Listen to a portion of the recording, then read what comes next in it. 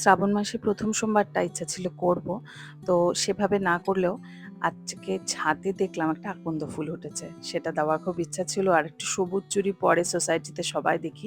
আমাকেও পড়তে বলে, আমিও একটু পড়ছি কয়েক বছর ধরে।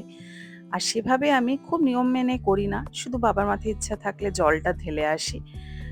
যেন মিস না হয় সেজন্য এখানে শ্রাবণ মাসে সবাই দেখি পুরো মাসটাতেই জল ঢালে।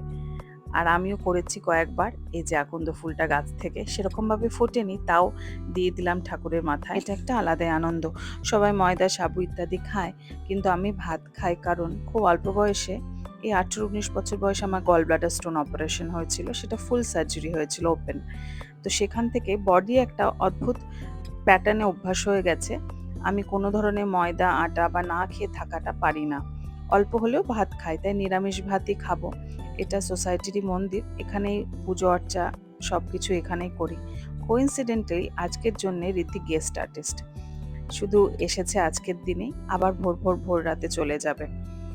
এসে ঠাকুরের মাথায়ও জল ঢেলে দিলাম।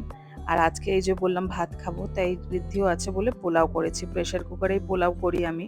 ২ চামচ মতন তেল আর ঘি দিই, যাতে ডায়েট ফর্মে থাকে, হজমেও সুবিধা হয়। আর পনিরের তরকারি। আজকে খুব কপাল ভালো, নতুন কিচেনে ঋদ্ধি উদ্বোধন করলো চা করা। ধীরে ধীরে গোছাচ্ছি, পুরো কিচেনটা এখনো গুছিয়ে উঠতে পারিনি। ধীরে ধীরে হলে পরে ভিডিও করব। ওর হাতে চা খাওয়া মানে একটা বিশাল ব্যাপার, কারণ ও তো স্টার অফ দ্য শো। একদিন আসবে, তারপরে পারফর্ম করে চলে যাবে। আর সারা মাস হয়তো আমাকে একাই থাকতে হবে। তাই বললাম একটু চাটা করো, তোমারও একটা রিল শুট হয়ে যাবে। পাতলা দুধে ঝোলে টাটা গোল্ড আর শিলিগুড়ি থেকে আনা দার্জিলিং ফ্লেভার টি দিয়ে চাটা বানাই। শিলিগুড়ি গেলে ঋদ্ধি এই পাতা চাটা নিয়ে আসে। খুব ভালো সেন্টেড দার্জিলিং টি এর সাথে টাটা গোল্ড বেশ ভালো লাগে খেতে। একদম পাতলা, ঘন দুধের না অবশ্যই।